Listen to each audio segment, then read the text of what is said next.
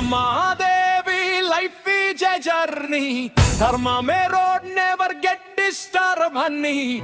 Circles vachina steady ga nilabadi. Rama wipe on you know we never go down baby.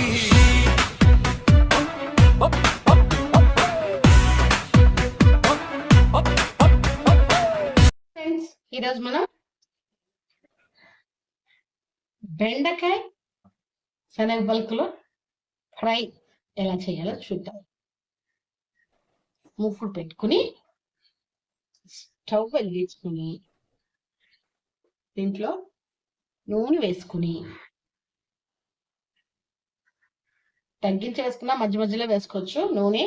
మళ్ళీ తర్వాత మధ్యలో అయితే తీయలేం కదా, అందుకని నేను కొంచెం తగ్గించే వేస్తాను. అలా వేసుకుని దీంట్లో జీడిపప్పు ఉంటే జీడిపప్పు వేసుకోవచ్చు, లేకపోతే శనగ పలుకులు వేసుకోవచ్చు. నా దగ్గర జీడిపప్పు లేదు, ఇప్పుడు శనగ పలుకులు ఉన్నాయి కాబట్టి శనగ పలుకులు వేస్తాను. ఇగో శనగ పలుకులు దీంట్లో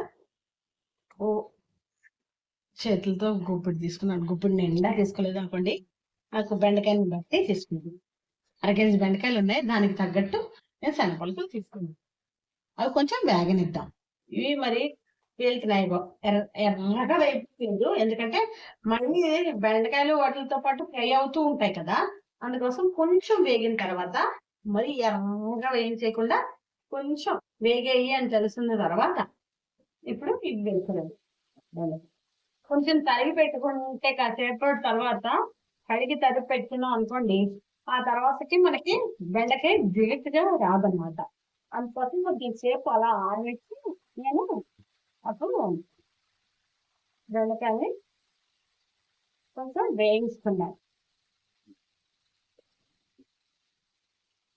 బెండకాయ మీద మూత పెట్టకూడదు, అలా వేగనిద్దాం.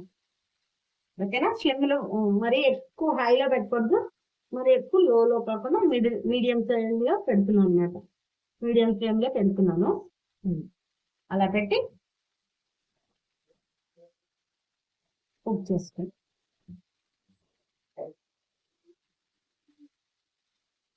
ఓకేనా? అలా కుక్ అవనిద్దాం.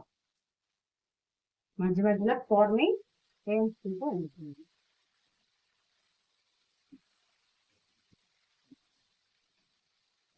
అంత దిగట పట్టదు, చూసారా?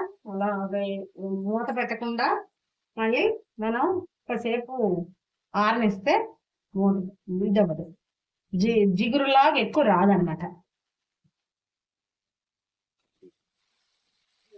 వేసుకొచ్చింది కదా, ఇప్పుడు దీంట్లో కొంచెం వేగిన తర్వాత ఉప్పు వేస్తుంది.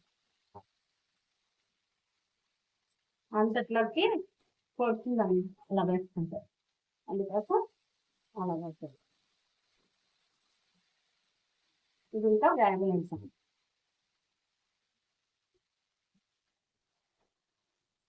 చూసారా? ఉప్పు వేసినా ఏం వేసినా కూడా జిగట రాలేదు. చూసారా? ఆరబెట్టానని జిగట రాలేదు అనమాట. కాసేపు ఆరబెట్టి బాగా వేగుతుంది. చూసారా? ఇప్పటికి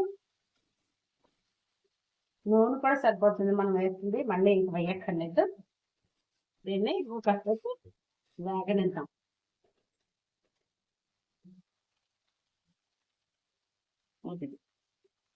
ఇది ఐరన్ ముక్కుడు అనమాట, దాంట్లో వేయిస్తున్నాను.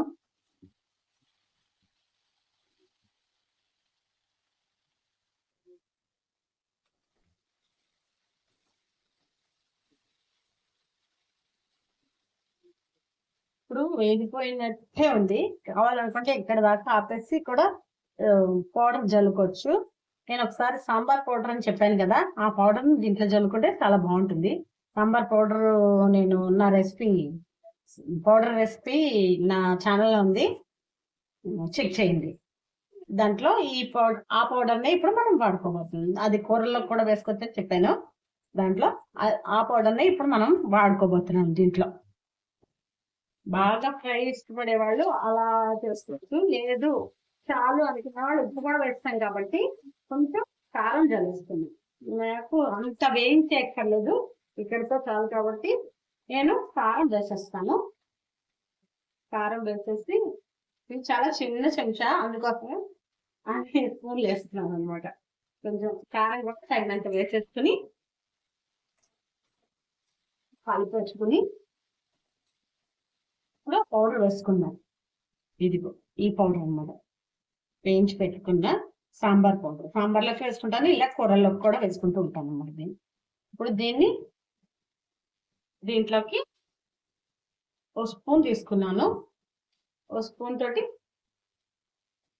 కొంచెం దీన్ని 1.5 స్పూన్ వేసాను. మనం చూసి మళ్ళీ కావాలంటే వేసుకొచ్చి, అక్కర్లేదు నా లెక్కలో ప్రకారం సరిపోతుంది. ఇప్పుడు సరిపోయింది.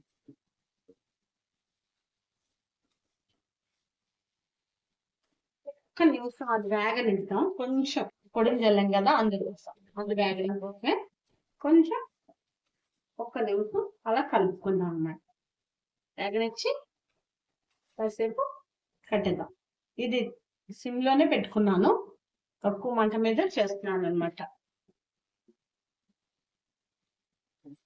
ఇప్పుడు ఇంకా చాలు, అప్పడం కూడా బాగా ఇదేసేయండి.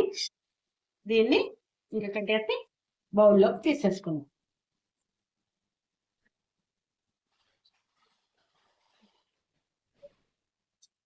బౌల్ తీసుకుని దాంట్లోకి తీసుకుని